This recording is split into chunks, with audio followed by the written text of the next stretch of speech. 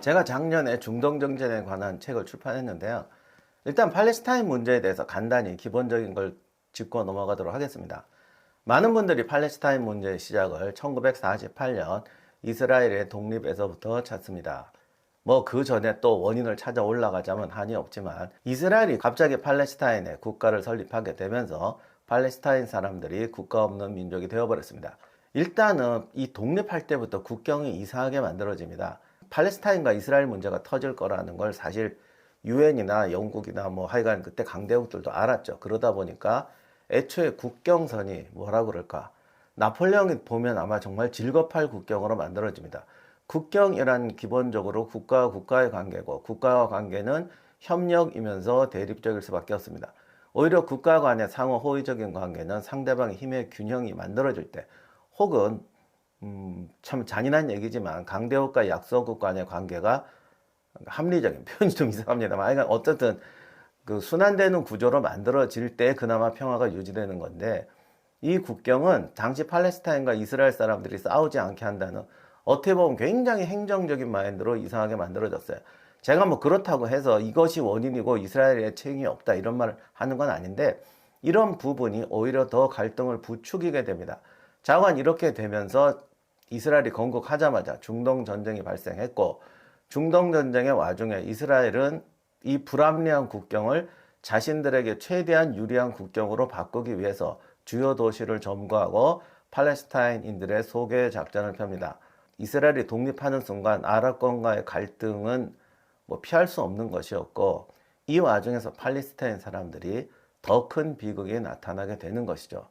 아무튼 이스라엘은 팔레스타인 국경을 강제적으로 재조정을 했고, 이후에 벌어진 중동 전쟁이 아랍권의 패배로 귀결되면서 팔레스타인은 요르단강 서안지구와 지금 문제가 되고 있는 이스라엘과 이집트 사이의 가자 지구에 팔레스타인 정착촌이 형성되게 됩니다. 이렇게 해서 팔레스타인인들은 사실상 자신의 땅이 없는 난민이 되어버렸습니다. 이 과정에서 이제 팔레스타인의 항쟁이 시작이 되죠. 테러가 발생하고 팔레스타인 저항기구였던 피에로가 팔레스타인인들의 지지를 받게 됩니다. 그러나 여러 차례 중동전쟁에서 이스라엘이 승리하고, 특히 1973년 용기프로 전쟁 이후로 이집트가 중동전쟁에서 빠져버립니다. 그리고 이집트와 이스라엘이 평화조약을 맺었고, 그 평화는 지금까지 유지되고 있어요. 그렇게 되자 피에로도 테러 일변도의 저항에서 탈피해서 뭔가 협력 관계를 모색하게 됩니다. 이 결정적인 계기가 1993년 피에로 의장이었던 아라파트가 오슬로 협정에서 이스라엘을 승인하는 통 큰 결정을 내리게 됩니다. 그리고 팔레스타인 자치정부를 수립하고, 아라파트는 강경론자였던 하마스, 사실 이외에도 여러 정파가 있었는데 아무튼 강경 테러 집단을 체포하는 강수를 두게 되죠. 물론 여기서 두 가지 문제가 생기는데, 이렇게 아라파트가 성의를 보였음에도 불구하고 이스라엘의 강경파가 또 득세를 하게 돼요. 그러니까 이스라엘 내에서도 온건한 정책에 반대하는 세력들이 굉장히 많습니다. 그러다 보니 그럴 때마다 해결하는 방법이 테러예요. 이스라엘에서 뭔가 어떤 강경 정책이 나오고 또 팔레스타인이 테러를 하고, 이게 좌우되는 과정에서 아라파트도 굉장히 힘든 여정을 겪게 되죠. 이 양반이 심장마비로 돌아가셨는데 심장이 터져나갈 것 같긴 합니다. 그러니까 강경파들을 체포할 때는 팔레스타인 세력들이 뭐 엄청나게 반발을 하고, 지금도 아라파트가 변절했다, 뭐 그런 정책을 쓴 게 잘못되었다 라고 지지하는 사람들이 꽤 있습니다. 아무튼 아라파트의 이스라엘과의 타협 정책은 참 우여곡절을 겪다가 사실상 실패하게 됩니다. 그리고 이 과정에서 하마스는 더욱더 강력해져서 다른 강력한 여러 정파를 누르고 독자 세력화하게 됩니다. 그래도 아라파트가 살아있을 때는 뭐 정책에 대한 불만이 있어도 팔레스타인인들에 대한 어떤 감정적인 지지가 있었습니다. 오죽하면 저 양반이 그러겠느냐, 그런 신뢰가 있었는데, 이 지도자가 모순된 정책을 감행할 때는 정말 인망과 신뢰가 있어야 돼요. 근데 아라파트가 죽고 나니까 그 다음 세력들은 그런 투쟁의 경력이 없는 거죠. 투쟁의 경력이 없는 사람들이 이스라엘과 타협해서 온건 정책을 쓰겠다 하면은 사람들이 어떻게 생각하겠어요? 아, 쟤는 잘 먹고 잘 살던 놈이라 이스라엘한테 아부하는구나. 너만 잘 먹고 잘 살면 되느냐? 이런 불만이 나오게 되는 거죠. 이렇게 되면서 팔레스타인 정부 내에서 강경파와 온경파가 분리되게 되고 서로를 어떻게 제어하지 못하게 됩니다. 이럴 때 이스라엘이 좀 잘 도와주면 다행인데 이스라엘도 왔다 갔다 하니까 온건파들의 입지가 자꾸 줄어들게 되는 거죠. 이 과정에서 아주 심각한 문제가 하나 생기는데 팔레스타인 정착촌 자치지구 자체가 요르단강 서안지구와 가자지구로 나뉘어져 있습니다. 그러니까 영토가 떨어진 상태에서 이런 곤란한 입장을 겪다 보니 요르단강 서안지구는 그래도 팔레스타인 자치정부 세력이 좀 강하고 가자지구는 그야말로 강경론으로 바뀌어서 지금 하마스의 거점이 되어버리게 됩니다. 사실상 지금 요르단강 서안 팔레스타인 자치정부는 가자지구에 대한 통치력이 거의 없다고 봐도 마찬가지인데요. 팔레스타인 자치정부는 타협 속에 공생 발전하자는 것이 기본 정책이고 하마스는 초강경 투쟁이 기본 정책입니다. 하마스가 내세우는 목표는 예루살렘 회복, 1948년에 상실했던 도시들의 회복, 더 나아가서 이스라엘의 말살, 이런 이스라엘이 받아들일 수 없는 목표를 제시하고 이 목표를 달성하는 방법으로는 강경투쟁, 테러를 지지하고 있습니다. 그러면 이에 대한 이스라엘의 입장은 어떤가? 앞에서 말씀드린 것처럼 이스라엘도 강경파와 온건론이 대치 중입니다. 아라파트와 함께 공존을 추구했고 함께 노벨 평화상을 수상했던 이스라엘 총리 라빈이 암살되었다는 것이 중요한 증거죠. 그런데 이 라빈의 암살이 참 의미가 깊은 게 사실 라빈이야말로 초강경파였어요. 정말 고등학교 졸업하고 유격대에서 자라서 6.1 전쟁의 원인을 제공한 사람이 라빈이었다. 시리아에 대한 끊임없는 도발과 강경책 때문에 6.1 전쟁이 발생했다.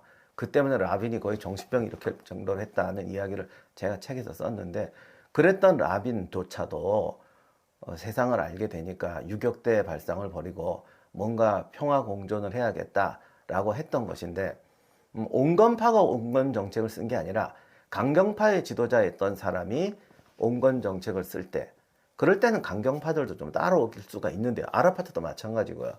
그래서 양쪽 강경파 투쟁의 상징이었던 두 사람이 손을 잡았는데 한 사람은 신뢰를 잃어버리고 한 사람은 암살되는 이런 결과를 맞이하게 된 거죠. 그만큼 이스라엘 내에서도 강경파가 만만치 않습니다. 그런데 이러한 강경파의 논리도 세월이 지나다 보니까 이스라엘 내에서도 많은 젊은이들이 전쟁의 염증을 느끼게 되고 이스라엘의 준 전시 상태에 대해서 좀 불만을 가지는 사람들이 많이 생겼습니다. 저희가 한 10년 전만 해도 그런 얘기를 많이 들었어요. 그러다 보니 이제 이스라엘 젊은이들이 점점 온건해지니까 뭔가 팔레스타인과 공존의 길이 열리지 않겠는가 이런 생각도 했는데 이게 또 복잡한 문제가 터지는데요. 이스라엘 사람들이 전후 세대들이 전쟁의 염증을 낸다는 것이 반드시 팔레스타인에 대한 인도적인 입장에서 그들과 공생해야겠다 이런 사람도 있어요. 그러다가 정말 추방까지 당하고 고난을 겪는 사람도 있습니다만 기본적으로는 이스라엘이 준 전시 상태를 유지하다 보니까 이스라엘의 국가 체제가 불안해지는 겁니다. 모든 국가는 전쟁이 나면 국내 정치가 이제 계엄 체제가 됩니다. 독재, 강력한 국가 통치, 집단주의 이런 것들이 전쟁을 오래 겪다 보면 그 나라의 체제로 다듬어지게 되는 거죠. 이스라엘은 건국 이래 이런 고민을 가지고 있었어요. 그런데 이스라엘 건국 세력들은 이스라엘의 건국을 선포하는 순간 이스라엘이 전시체제, 그것도 그냥 전시체제가 아니라 그야말로 남자 여자 할 거 없이 총력전으로 나가야 하는 전시체제가 도래할 것을 알고 있었습니다. 그러면 전쟁에서 승리하더라도 이스라엘이 그야말로 파쇼적인 체제로 갈 수가 있고 그런 것들이 국론을 분열시켜서 전쟁에서 패배할 수도 있는 거죠. 더욱이 벤구리온을 위시해서 이스라엘의 건국 세력들은 대부분 러시아나 동구권에서 고통받던 사회주의 세력들이었습니다. 그러다 보니 더더욱이 국가 체제에 대한 반감이 심했는데 이 사람들이 건국한 나라가 건국하자는 순간부터 전시체제로 돌입해야 되는 거예요. 그래서 이스라엘의 파시즘화를 걱정했던 건국 세력들은 이스라엘의 국가 체제를 정말 묘하게 만들어요. 그야말로 사회주의와 군사 정권이 혼합된 기비묘묘한 체제를 만들어 놓습니다. 제가 볼 때 이건 절대 성공할 수 없는 체제고 말도 안 되는 체제인데 건국하자마자 닥치는 외부의 전쟁 때문에 이 기묘한 체제가 기가 막히게 기능을 하게 됩니다. 그래서 사회주의와 군사국가의 절묘한 타협이라는 게 이루어지게 된 거죠. 그러나 세월이 가다 보니까 이 구조가 계속 유지될 수가 없어요. 그 구조의 모순이 나타나게 되고 73년 용기포로 전쟁 이후로는 대규모 전쟁이 없다 보니까 이스라엘 내에서도 반전 모드 플러스 이 국가 체제의 위험성에 대한 불만이 나오게 되는 거죠. 그래도 이스라엘은 이 체제가 굉장히 오래 갔습니다. 그러고 그 갈등이 최근에 터진 게 얼마 전에 벌어졌던 네타냐후 정권의 그 문제입니다. 뭐 한때 뉴스를 도배했지만 이스라엘에서 퇴역 군인들조차도 막 반대를 하고 어쩌저쩌 이스라엘 두 쪽 나는 게 아니냐라는 사태가 터졌는데, 크게 보면 전시 체제와 사회주의적인 제도의 모순이 터져 나왔다고 볼 수가 있는 거죠. 앞으로 이스라엘의 국가 체제가 어떻게 발전할지는 모르겠습니다만 일단은 네타냐후의 지금껏 보지 못했던 강력한 정부가 일단은 성공하고 있습니다. 이런 상태에서 지금 사태가 발생하게 된 겁니다. 네타냐후 정부는 예루살렘 정책이나 팔레스타인 정책에서 또한 강경론을 펴고 있습니다. 그런데 이런 강경론에는 또 하나의 배경이 있습니다. 이스라엘과 팔레스타인이 서로 협력하고 올바르게 공생하며 살아가면 얼마나 좋겠어요. 이스라엘도 팔레스타인에 대해서 여러 가지 유화 정책이 있습니다. 예를 들면 대학 정원의 몇십 %는 팔레스타인인으로 채운다. 그들에게는 뭐 국가에서 전액 학비를 면제하고 장학금 지급한다.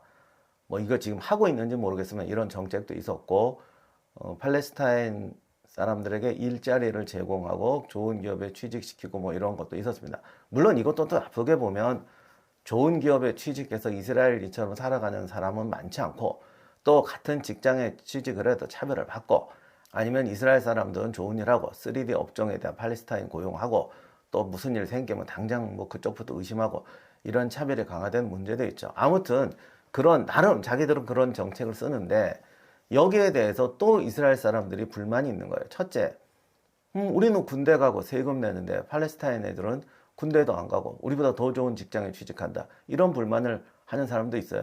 그러면 또 팔레스타인 사람들이 이렇게 말하죠. 야, 우리 중에 좋은 직장 가는 데 몇 명이냐? 우리 청소하고 뭐하고 허드렛 일은 우리 다 시키면서 니네 막 팔레스타인보다 월급 훨씬 잘 받잖아. 니네가 이런 월급이라도 안 받으면 어디 가서 받아. 이러면서 또 이제 갈등이 납니다. 그런데 이것뿐만이 아니라 진짜 심각한 문제가 있는데, 이스라엘 인구가 1970년에 300만이었습니다. 지금 917만 정도 됩니다. 그러니까 70년부터 지금까지 한 3배 정도 증가했습니다. 팔레스타인은 살기도 어렵고 뭐 이스라엘이 그렇게 탄압한다고 하는데 인구 증가율이 초세계적입니다. 1970년에 팔레스타인 인구가 103만이었는데 2022년 현재 527만입니다. 거의 5배가 불었어요.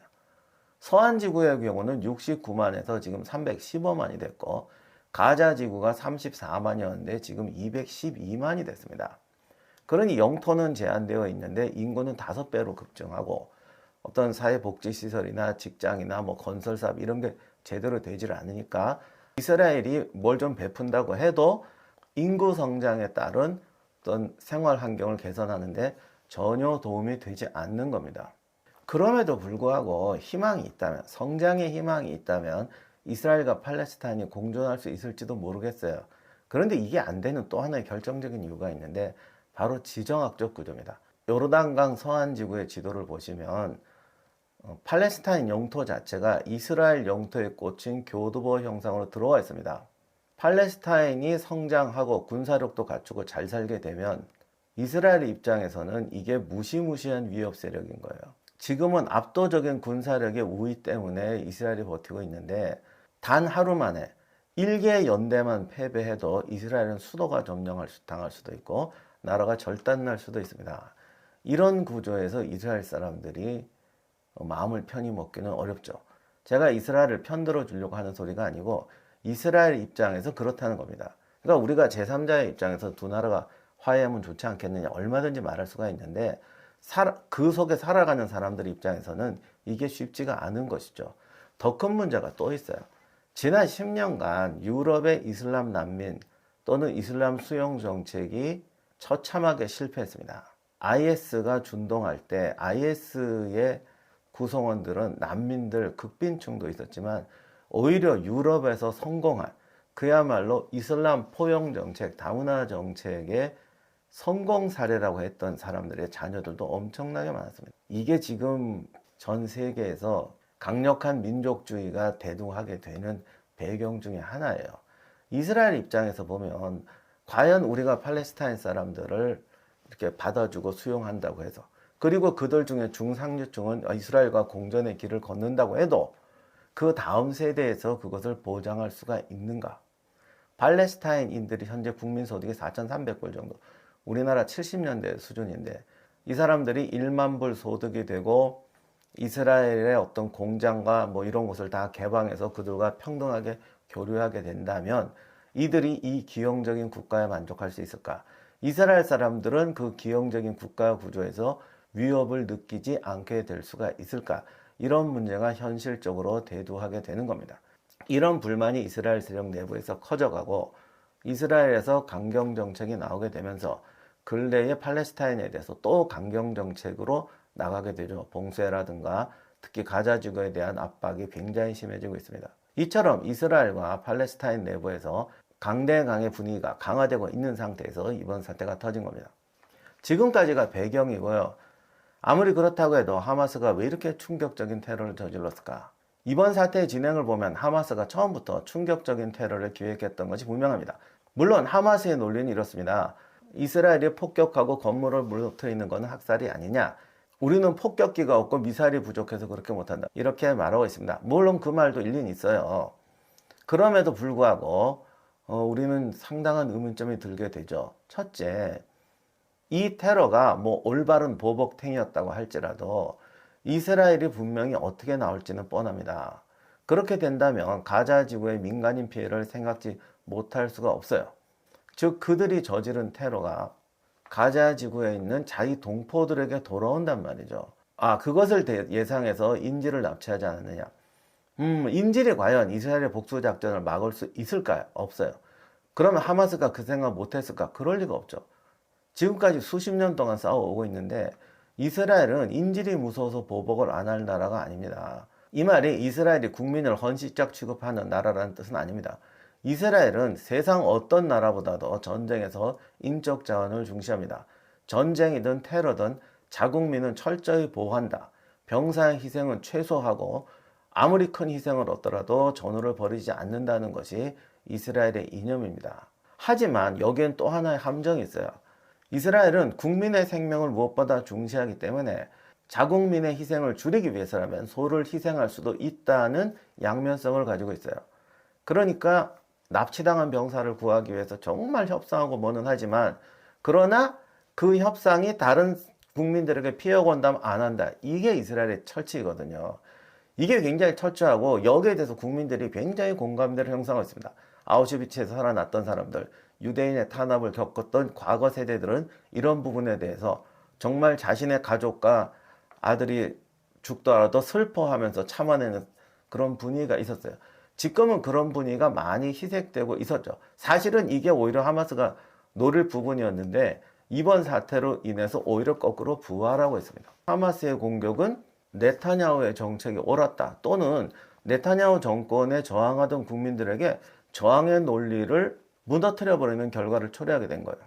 왜 이 단계에서 이런 강경책을 썼을까? 현재 러시아 우크라이나의 전쟁으로 미국과 유럽이 이스라엘 지원하는 것이 어려울 것이다. 또는 뭐 사우디와 이스라엘이 가까워지려는 것 같으니까 그것을 이간하기 위해서다. 이런 해석도 있는데 이런 부분은 그런 면이 없다고 볼 수는 없지만 좀 어느 정도 약합니다. 왜냐하면 미국의 지원을 받지 않아도 이스라엘이 하마스와의 전쟁은 충분히 감당할 수가 있습니다. 이건 뒤에가 좀 다시 한번 말씀드리겠어요. 그럼에도 불구하고 하마스는 왜 이랬을까? 두 가지 해석이 가능한데요. 전쟁이나 현장에서 싸우는 사람들은 일반적인 판단과 달라질 수가 있습니다. 제가 이번에 이탈리아 가면서 로마 역사에 대해서 강연을 많이 했는데 로마 건국 초기에 로마가 세지니까 주변에 있는 나라들이 쳐들어옵니다.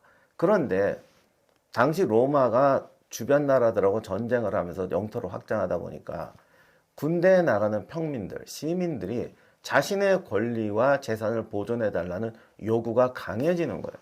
그래서 우리가 로마 시대에 배웠던 호민관 제도라든가 뭐 평민들의 저항 이런 것들이 생기게 됩니다. 근데 이때 평민들이 싸울 때 내거는 조건이 우리 전투 안 하겠다는 거예요. 아니 우리가 피땀 흘려서 영토를 차지했는데 이게 왜 니들 부자들 권력자들한테 가느냐, 이럴 바엔 우리 전쟁 안 한다, 이렇게 해서 병역 거부를 막 하는데, 이때 이거를 보면 주변 도시에서 쳐들어와요.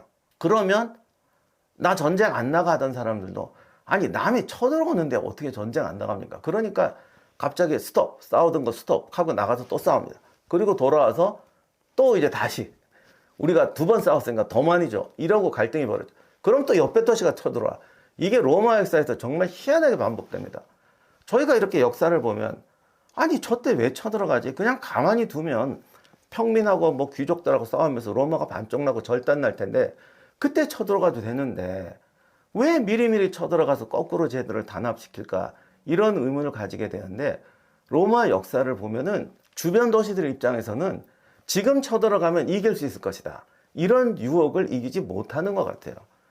더욱이 앞에 전투의 사례를 봐도 또 다음 도시가 지난번에는 단합했지만 이번에 또 싸우고 있으니까 이번에 들어가면 되겠지, 이런 식의 판단을 하게 되는 경우가 많습니다. 그러니까 전쟁이라는 것은 참 합리적인 판단을 하기 힘들게 만들고, 특히 강경 세력들은 늘 강경한 것에 우선권을 주다 보니까 이런 판단 착오를 일으키는 거예요.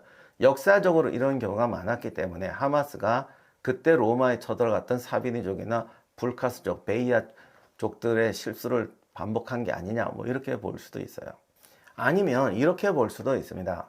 하마스의 공격이 이스라엘을 오히려 단합시키고 네타냐후 정권에 힘을 실어줄 수 있다는 것을 예상하지 못한 게 아니라 그것이 오히려 자신들에게 이득이 될 수 있다고 보는 거죠. 아무리 이스라엘이 복수작전을 해도 가자 지구를 말살할 수는 없습니다. 이스라엘의 복수 정책은 오히려 팔레스타인의 저항을 단합시킬 수가 있습니다.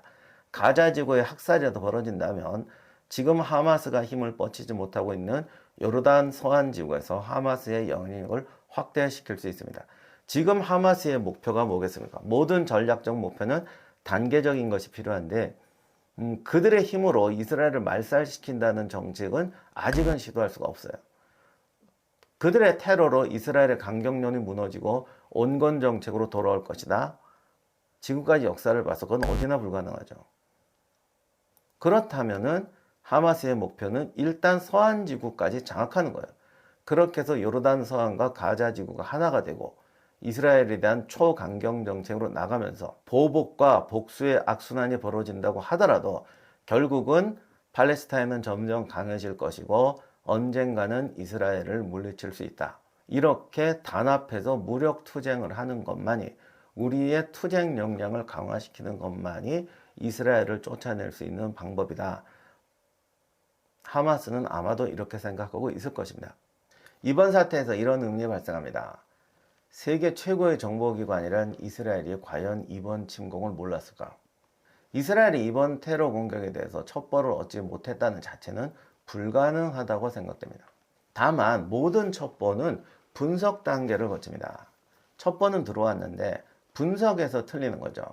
일단 하마스의 공격이 너무나 대담하고 이스라엘 입장에서 보면 이건 자기들에게 피해가 갈 텐데 이런 짓을 할까? 하마스는 하마스대로 바로 이런 걸 노리고 역정보를 흘렸을 수도 있죠. 엄청나게 과감하고 참혹한 침공이 있을 거라고 오히려 흘려가지고 이스라엘이 잘못된 분석을 하도록 유도하는 것입니다. 이거는 뭐 증거는 없지만 첫 버전의 기본이기 때문에 언젠가 20년, 30년 후에 이 진상이 나오게 되면 분명히 이런 이야기가 나올 겁니다. 아니, 얼마 있다 나올지도 몰라요. 네타냐후 정권이 이런 테러의 조짐을 듣고서 은근히 방치했을 수도 있습니다. 제가 하마스였다면 첩보를 차단할 수가 없으니까 오히려 방치를 유도했을 것 같아요. 그러니까 테러가 있긴 있는데 어느 정도 약한 테러일 것이다. 그렇다면 오히려 이스라엘을 단합시키고 지금 네타냐후 정권의 조치에 불만이 많은, 전쟁의 위험, 그들 입장에서 전쟁을 위험을 모르고 편하게 자란 애들의 정신 상태를 뜯어 고쳐줄 수 있는 기회다. 이렇게 생각하고 살짝 방치할 수도 있죠. 그러다 보니 좀 심각한 문제가 터졌는데, 네타냐후 정권 입장에서는 이거를 듣고 음모론적으로 방치했다라는 제 정보가 나오게 되면, 혹은 그런 음모론이 득세를 하게 되면 정말 위험해집니다. 이번 사태가 너무 컸기 때문에 그 책임을 져야 되잖아요. 네타냐후 정권에 치명적인 피해가 올 수도 있습니다. 이것을 커버하기 위해서 네타냐후 정권은 더더욱이 처절한 복수와 뭔가 더 그것을 오도할 수 있는 혹은 책임을 면할 수 있는 그런 정책을 시행할 수가 있습니다. 하마스 입장에서 보면 냉정하게 말해서 이게 오히려 덕이 되면 덕이 되지 해로울 건 없는 거죠. 이번 사태가 주변 아랍군들의 연쇄적인 참전을 불러일으켜서 중동 전쟁으로 비유하지 않을까. 가뜩이나 지금 우크라이나 러시아 전쟁으로 세상에 정신없는데 3차 세계대전으로 비유하지 않을까. 아니면 이제 대만, 뭐 우리나라 다른 지역에서 이제 국지적인 전쟁이 연쇄적으로 발생하지 않을까. 이런 걱정들을 많이 하시는 것 같습니다. 그런데 뭐 중동에서 연쇄적인 전쟁이 일어나기는 힘들다고 봅니다. 일단 이집트는 1973년 이후로 중동 전쟁에서 손 뗐습니다. 이 부분도 오늘 제가 얘기할 거 했는데 말이 너무 길어질 것 같아서 일단 빼겠습니다.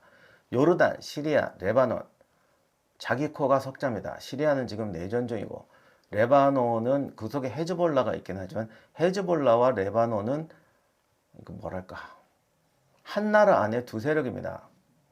결국 자기 코가 석자예요. 요르단도 마찬가지입니다. 오히려 이 전쟁에 참전하게 되면 IS나 헤즈볼라의 세력을 키워서 자기 정권이 더 위험해질 수가 있습니다. 사우디? 사우디가 뭐 지금 미국하고 많이 등도 돌리고 어쩌고저쩌고 하는데 외교 정책적으로 미국한테 뭐 이렇게 이용할 수는 있지만 참전은 어림도 없습니다. 석유로 협박한다.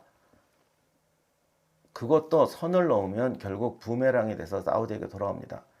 결론적으로 사우디는 미국과 줄다리기는 할 수가 있지만 등을 돌리지는 못해요. 사실 지금 이란 배후설이 나오는 이유도 이스라엘 주변에 있는 국가들은 이 사태에 직접적으로 개입할 여력이 없거나 자신의 이익에 도움이 안 된다는 것이 뻔하기 때문에 멀리 떨어져 있는 이란 배후설이 나오게 되는 겁니다. 하마스도 원하지 않습니다. 1948년 이후로 모든 중동 전쟁이 팔레스타인을 돕는다라는 명분으로 시작했지만 팔레스타인을 진심으로 도와준 나라는 한 나라도 없습니다. 지금 팔레스타인 정착민은 인구 밀도가 세계 최고고 전력, 물, 모든 것의 부족으로 고통받고 있습니다. 물론 1차적인 책임은 이스라엘한테 있죠. 그러면 주변에 있는 아랍국, 이슬람 형제들은 그들을 좀 도와줄 수 있지 않는가? 오히려 도와준다면 팔레스타인도 빨리 강해질 수 있을 텐데 어림도 없습니다. 그게 꼭 미국과 이스라엘의 협박 때문일까요? 아니에요. 레바논에 헤즈볼라가 들어가서 레바논이 어떻게 됐는지 그들은 잘 알고 있고요. 그 전부터 그런 상태를 이미 예상하고 있었어요. 어느 나라도 팔레스타인 독립국가를 원하지 않습니다. 요르단도 마찬가지고. 하마스가 그걸 모를 리가 없죠. 오히려 중동전쟁으로 비유하게 되면 하마스는 다시 소수 세력으로 전락하게 되고 어차피 이스라엘한테 이기지도 못할 애들이 팔레스타인을 제물로 할 겁니다. 그렇게 되면 팔레스타인 강경파인 하마스가 제물이 되겠죠. 이미 이런 것을 알고 있기 때문에 이번 하마스는 팔레스타인이 단합해야 되고 팔레스타인의 단합을 이끌 수 있는 것은 모든 주변 국가들에 대한 실망, 강한 나라가 아니면 생존할 수 없다. 강한 나라를 만드는 길은 강경투쟁뿐이다. 강경투쟁을 위해서는 우리 국민의 희생을 각오해야 된다. 그런 정신으로 무장해야 된다. 그런 정신은 투쟁과 투쟁 속에서 피로 세울 수밖에 없다라고 생각하고 있는 겁니다. 그러면 이번 사태는 어떻게 갈까? 참 말하기 힘듭니다만 이스라엘은 꽤 세게 할 겁니다. 하마스에 대해서도 가혹한 공격을 하고 민간인 피해보다는 하마스 공격에 주력했다. 그 과정에서 어쩔 수 없는 희생이 일어났다. 이런 식으로 할 거고요. 인질을 구출하는 것보단 하마스 세력을 얼마나 파괴하고 그들의 무기를 얼마나 압수하고 그들의 근거지를 얼마나 파괴했는가를 내세울 겁니다. 그것이 얼마나 진실일지 그 과정에서 얼마나 많은 비극이 일어날지는 우리가 알 수가 없어요. 그런데 이미 사태는 그렇게 굴러가고 있으니까 뭐 그것을 막을 방법은 없는 것 같아요. 그러면 이제 정말 이 중동 문제, 팔레스타인 문제에 대한 해법은 없는가? 솔직히 말하면 해법이 없어요. 어떤 분은 이스라엘을 지우면 된다고 생각해요. 지우면 끝날까? 안 끝납니다. 그리고 1천만 명을 지운다는 건 또 다른 홀로코스트예요. 정말 만화 같은 해법이 하나 있긴 한데 이스라엘을 아니, 통째로 들어서 다른 나라로 옮기는 겁니다. 이거 정말 제가 장난으로 하는 소리인데, 지금 이스라엘은 어마어마한 유대 자본을 끼고 있고 어마어마한 기술력, 더욱이 군사 분야에서는 뭐 미국도 할 수 없는 독특한 세계적인 분야를 구축하고 있습니다. 그러니 이스라엘이 자기 나라로 들어온다. 와, 이거 엄청난 거죠. 지금 히트치고 있는 우리나라 흑표전차, 사실 이스라엘 방어장치가 결합이 되어 있거든요. 전 세계 첨단 무기 중에 이스라엘 기술이 들어와 있지 않은 게 없습니다. 이런 나라가 우리나라에 온다. 환영할까? 그것도 안 돼요. 쟤들 넣어놨다가 무슨 일을 당하려고. 미국 땅도 많은데, 그리고 이스라엘 어차피 사막에 세운 나라인데 좋은 데 줄 필요도 없어. 아리조나, 네바다 사막, 텍사스 사막, 거기다 넣어주면 어떨까? 가뜩이나 미국하고 이스라엘은 친하잖아. 거기다 그냥 하나 넣어주지. 안 받을 거예요. 러시아는 어떨까요? 러시아도 이번 사태에 책임이 있어요. 전 유럽에서 유대인을 가장 많이 학살하고 못되게 굴었던 나라가 러시아입니다. 이스라엘이 건국할 때 팔레스타인으로 간 유대인 중에 러시아에서 온 사람이 제일 많았어요. 또 그들 중에 가장 많았던 곳이 우크라이나입니다. 지금 매일 보도에 나오는 오데사 뭐 이런데 유대인 인구가 뭐 거의 90%였다고 할 정도의 도시였어요. 우크라이나가 초토화됐는데 거기에 이스라엘이 옮겨오면 러시아를 방어하는데도 도움이 될 거고 그야말로 진짜 굿이죠. 근데 이스라엘이 간다고 해도 초토화된 우크라이나 국민들이 받아들일까요? 안 받아들일 거예요. 제 생각에 만화 같은 유일한 방법은 태평양 어디에다 이스라엘을 세우는 거야. 그냥 엄청난 과학기술로 지금 이스라엘 땅 그대로 예루살렘도 아예 그들 원하는 데를 뜯어오라고 그래요. 언제가 기술이 발달해서 예루살렘을 통째로 뜯어가. 그리고 예루살렘 성전도 사실은 예루살렘 유적 위에 지금 이슬람 사원이 올라가 있는데 잘 됐잖아. 이슬람 사원 그대로 두고 밑에 있는 그 벽돌에 흙까지 그대로 옮겨서 태평양 만들어줘. 그리고 이스라엘 보고 거기 와서 살아. 유대인들도 좋아. 그러면 될지 모르겠는데 언젠가 이런 게 된다면 모르겠지만 현재로서는 이스라엘을 다른 나라로 옮기는 것도 못합니다. 그래서 중동 문제가 어렵습니다. 자, 마지막으로 이번 사태의 책임은 누구에게 있는가? 누구를 비난해야 할까라는 문제입니다. 제가 오늘 이 방송을 하면서 고민했던 문제가 하나 있습니다. 이런 문제에 평론을 하면 많은 분들이 저 인간은 오늘 누구에게 책임을 돌리냐, 누구를 비난하느냐, 누구를 지지하느냐 이런 관점을 가지고 보시는 분들이 많습니다. 아예 댓글에 그런 요청을 하셨던 분도 있더라고요. 이번에 평론해 주시고 평론하시면서 이 악마 같은 이스라엘에 대해서 비난해 주세요. 기대합니다. 아니면 어떤 분들은 이 하마스의 잔인무도한 테러, 이런 테러를 할 수가 있느냐 뭐 이렇게 말하는 분도 계세요. 제가 어느 쪽이든 그런 입장에서 이야기를 한다면 조회수 터져나갈지도 모르겠습니다. 제가 이렇게 말하면 당신은 회색 분자냐 이렇게 말하는 분도 계세요. 근데 정말 오해예요. 회색 분자라는 것은 그런 뜻이 아닙니다. 비난이 해법이 된다면 비난할 수가 있습니다. 이번에 철저하게 비난하고 너가 원인 제공자가 아니냐, 너가 나쁜 놈이냐, 네가 지상에서 사라져야 돼. 이것이 해법이라면 당연히 그렇게 해야죠. 그러나 이건 해법이 아니거든요. 제가 제일 싫어하는 행동이 산 위에서 내려다보면서 너가 나쁜 놈이야, 이번엔 네가 틀렸어 라고 얘기하는 사람입니다. 마치 그것이 역사학자 또는 지식인의 특권이자 사명처럼 생각하는 분도 많은데 저는 그런 행동은 그냥 무책임한 지식인의 교만일 뿐이라고 생각해요. 저도 처음 역사를 공부할 때는 우리가 겪는 많은 문제, 인생의 문제, 사회적인 문제, 국가적인 문제에 대해서 역사가 답을 줄 거라고 생각했습니다. 그런데 공부를 하면 할수록 역사는 답을 주는 게 아니라 고민을 줍니다. 왜? 인간은 이기적이고 불완전한 존재입니다. 물론 우리는 올바르고 이상적인 목표를 제시해야 하고 그것을 늘 간직해야 됩니다. 올바르고 이상적인 목표를 찾고 그것을 간직하도록 하는 것도 역사학의 중요한 목표이자 사명입니다. 그러나 그 목표를 도달하는 방법, 그것을 실현하는 방법에서는 항상 현실의 인간을 전제로 해야 합니다. 우리가 현실을 보면 인간은 이상을 벌인 적은 없는 것 같아요. 뭐 별치사한 인간, 더러운 인간, 뭐 잔인한 인간 많지만 그래도 보편적인 인류는 이상을 포기하지는 않은 것 같습니다. 그러나 현실의 인간을 보면 모든 인류는 이상으로 가는 길에서 늘 방황하고 있거나 이기적인 방법을 선택하고 있습니다. 오즈의 마법사처럼 노란 벽돌이 깔린 길을 쭉 따라만 가면 정의의 산이 나온다면 얼마나 좋겠어요. 근데 오즈의 마법사에서도 뭐 중간에 마녀 나오고 괴물 나오고 난리가 아니잖아요. 우리가 역사를 볼 때 그 길을 쭉 따라가는 국가도 없었고 민족도 없었습니다. 그러면 어떻게 해야 될까? 이상을 포기해야 할까요? 그럼에도 불구하고 이상을 찾아가는 방법을 찾아야 할까요? 당연히 이상을 향해 가는 방법을 찾아야죠. 그런데 여기서 가장 잘못된 방법이 이상을 찾아가기 위해선 이상적으로 행동하고 그 이상에 어긋나는 애들을 숙청하고 욕하고 비난하면 그 이상에 도달한다고 말하는 사람들입니다.